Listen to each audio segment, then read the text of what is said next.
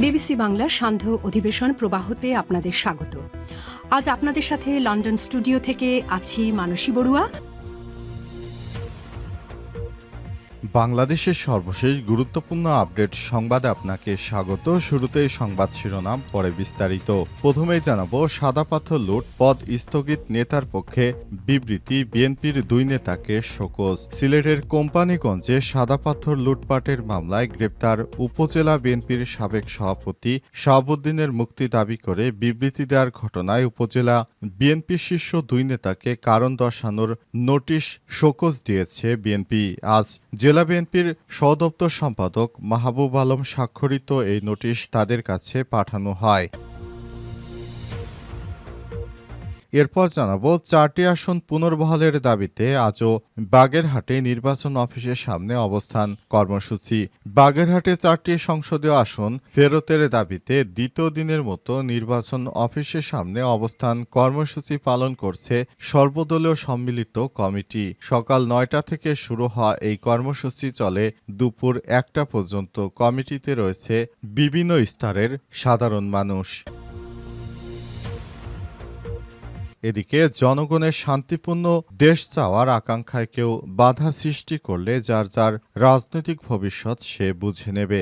আনুপাতিক পদ্ধতি বা পিয়ারের দাবিতে আন্দোলনের মাধ্যমে দেশকে অস্থিতিশীল করতে চায় কিনা সেই প্রশ্ন জনগণের মাঝে চলে এসেছে বলে মন্তব্য করেছেন বিএনপির নেতা আমির খসরু মাহমুদ চৌধুরী। এবারে জানাবো, মামাকে বাড়ি থেকে ডেকে নিয়ে পিটিয়ে এবং কুপিয়ে হত্যা করল ভাগ্নে। ফরিদপুরের ভাঙায় জমি নিয়ে বিরোধের জেরে বাড়ি থেকে ডেকে নিয়ে আপন মামাকে পিটিয়ে এবং কুপিয়ে হত্যার অভিযোগ পাওয়া গেছে ভাগ্নেদের বিরুদ্ধে। আজ পুলিশ লাশ উদ্ধার করে ময়নাতদন্তের জন্য ফরিদপুর মর্গে পাঠায়।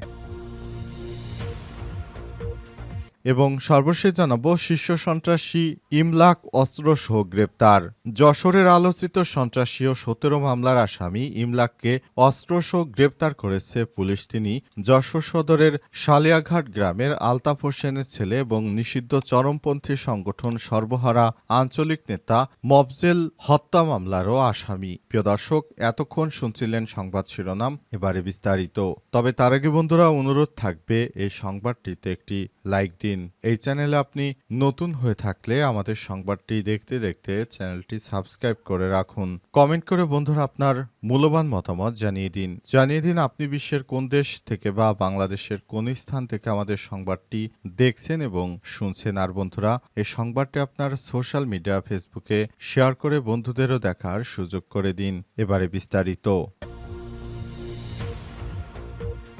সাদা পাথর লুটপাটের ঘটনায় পদ স্থগিত নেতার পক্ষে বিবৃতি, বিএনপির দুই নেতাকে শোকজ। সিলেটের কোম্পানিগঞ্জ সাদা পাথর লুটপাটের ঘটনার মামলায় গ্রেপ্তার উপজেলা বিএনপির সভাপতি শাহাবুদ্দিন মুক্তি দাবি করে বিবৃতি দেওয়ার ঘটনায় উপজেলা বিএনপির শীর্ষ আরও দুই নেতাকে কারণ দর্শানোর নোটিশ দিয়েছে জেলা বিএনপি।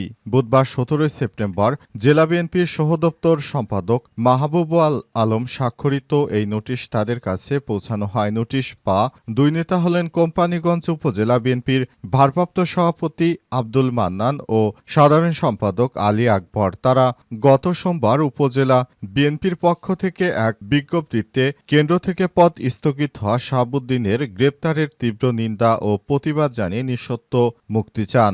বিবৃতিতে তারা দাবি করেন, শাহাবুদ্দিন সাদা পাথর লুটপাটের মামলায় মিথ্যা অভিযোগে তাকে গ্রেপ্তার করা হয়েছে এবং মিথ্যা অভিযোগে তার পদ স্থগিত করা হয়েছে। কারণ দর্শানোর নোটিশে উপজেলা বিএনপির ভারপ্রাপ্ত সভাপতি এবং সাধারণ সম্পাদক 72 ঘণ্টার মধ্যে জেলা বিএনপি সভাপতি আব্দুল কাইয়ুম চৌধুরী ও সাধারণ সম্পাদক ইমরান আহমেদ চৌধুরীর কাছে সশরীরে উপস্থিত হয়ে লিখিত জবাব দিতে বলা হয়েছে। তাদের দায়িত্ব জ্ঞানহীনতা এবং সংগঠনের স্বার্থবিরোধী কর্মকাণ্ডের কারণে কেন তাদের বিরুদ্ধে সাংগঠনিক ব্যবস্থা নেওয়া হবে না, মূলত এর লিখিত জবাব চাওয়া হয়েছে।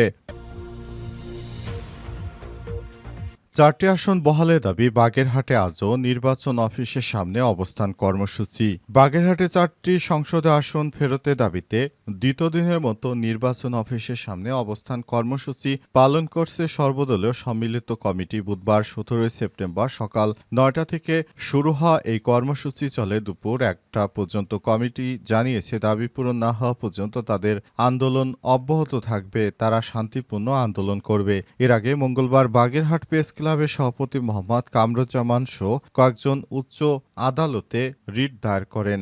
অবকাশকালীন বেঞ্চের বিচারপতি মোহাম্মদ মুজিবুর রহমান ও বিচারপতি বিশ্বজিৎ দেবনাথ দীর্ঘ শুনানি শেষে নির্বাচন কমিশনের প্রতি রুল জারি করেন। আগামী 10 দিনের মধ্যে কমিশনকে এই রুলের জবাব দিতে বলা হয়েছে। সর্বদলীয় সম্মিলিত কমিটির আহ্বায়ক এম এ সালাম বলেন, দুর্গাপূজা উপলক্ষে হরতাল শিথিল করে 2 দিনের অবস্থান কর্মসূচি দেওয়া হয়েছিল। আপাতত কর্মসূচি শেষ হলেও আসন ফেরত না পেলে আগামীতে বাগেরহাটবাসীকে সঙ্গে নিয়ে আরও কঠোর আন্দোলন করা হবে বলে জানিয়েছেন তারা। তারা আরও জানায়, আমরা এই ধরনের অনাকাঙ্ক্ষিত ঘটনার জন্য মোটেও প্রস্তুত ছিলাম না। সরকার আমাদের আসনটি এখান থেকে কেটে নিয়ে গাজীপুরে দিয়ে দিবে, আমরা কিভাবে মানব বলুন? কারণ আসনটি আমাদের পূর্ব থেকেই ছিল, আমাদের কাছ থেকে আমাদের আসন তারা ছিনিয়ে নিয়ে গেল, এই বিষয়টি আমরা মানতে পারি না।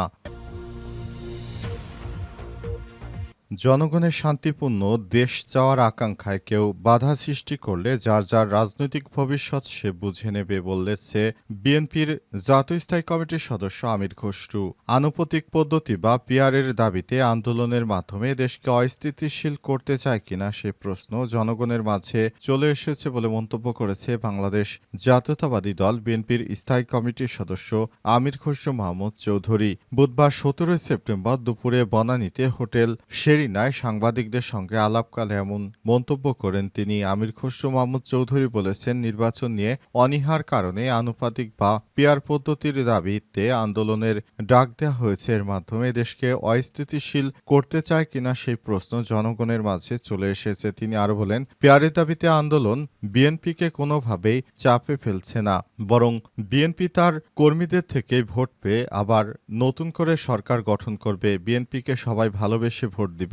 বিএনপির নেতাকর্মী দেশবাসী ভালোবাসে, শহীদ জিয়াকে ভালোবাসে, তারেক রহমানকে ভালোবাসে, খালেদা জিয়াকে ভালোবাসে। তাই সবাই দেশের মানুষ যারা আছেন তারা বিএনপিকে ভোট দিবেন। যারা পিআর পদ্ধতি করে বিভিন্ন কথা বলছেন তাদের উদ্দেশ্য করে আমির খসরু বলেন, দেশকে অস্থিতিশীল করার জন্য ষড়যন্ত্র হচ্ছে, সবাইকে ঐক্যবদ্ধ থাকতে হবে। আগামীতে নতুন বাংলাদেশ গড়তে হবে, পিআরের কোনো জায়গা এদেশে হবে না বলে মন্তব্য করেছেন তিনি আরো জানান, আগামীর বাংলাদেশ হবে সাম্যের ন্যায়নীতির বাংলাদেশ। এই নির্বাচনের মাধ্যমে জনগণ সেই রায় দিবে। এদেশের মানুষ পিআর বোঝে না, সুতরাং এদেশে পিআর পদ্ধতিতে নির্বাচন আমরা দেখতে চাই না। পিআর পদ্ধতির মাধ্যমে দেশকে অস্থিতিশীল করার কোনো সুযোগ নেই। নতুন বাংলাদেশ গড়তে হবে, তরুণদের ভোটে আগামীতে তারেক রহমান বিজয়ী হবে।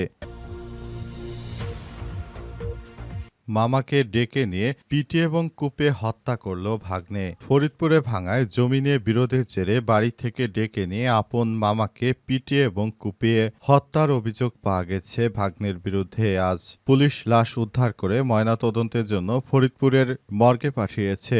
গতরাত 10টার দিকে ভাঙা উপজেলা পৌরসভার 2 নং ওয়ার্ডে নওপাড়া গ্রামে এই ঘটনা ঘটে। নিহত আফসার শেখ 50 ওই এলাকার প্রাত এমদাদুল হক শেখের ছেলে। পুলিশ ও পারিবারিক সূত্র থেকে জানা গেছে, গত রোববার দুপুরে 14 সেপ্টেম্বর নিহত আফসার শেখের নাতি সুমন ফকির ও আবিদ কাজী বাড়ির পূর্ব পাশের বিলে গোসল করতে গিয়ে হাতাহাতি ও মারামারি হয়। মারপিটের বিষয়ে জানতে রাত 10টার দিকে ভাগ্নে ও ভগ্নিপতির কাছে জানতে চান নিহত আফসার শেখ। এ সময় ভাগ্নে হাসান ফকির, জহুরুল ইসলাম সহ তাদের লোকজন বাড়ি থেকে একটু দূরে ডেকে নেয় মামা আফসারকে। সেখানে এলোপাতাড়ি লাঠি দিয়ে পিটিয়ে এবং ধারালো অস্ত্র দিয়ে মাথায় কুপিয়ে জখম করে ফেলে যায় তারা। পরে নিহতের স্বজন ও প্রতিবেশীরা তাকে উদ্ধার করে ভাঙা উপজেলা স্বাস্থ্য কমপ্লেক্সে নিয়ে যায়। সেখানে কর্তব্যরত চিকিৎসক তাকে মৃত ঘোষণা করে। এই ঘটনার তদন্তকারী কর্মকর্তা মোহাম্মদ রিফাত উদ্দিন জানান, জমি নিয়ে বিরোধের জের ধরে বাড়ি থেকে ডেকে নিয়ে পিটিয়ে ও কুপে হত্যা করা হয়েছে নিহত ওই ব্যক্তিকে। এ অবস্থায় এলাকায় চাঞ্চল্যকর পরিস্থিতি বিরাজ করছে। করছে। নিজের মামাকে এই ধরনের পিটে এবং কুপে হত্যা কোনোভাবেই গ্রহণযোগ্য কোনো কাজ নয় বলে এলাকাবাসীর মন্তব্য।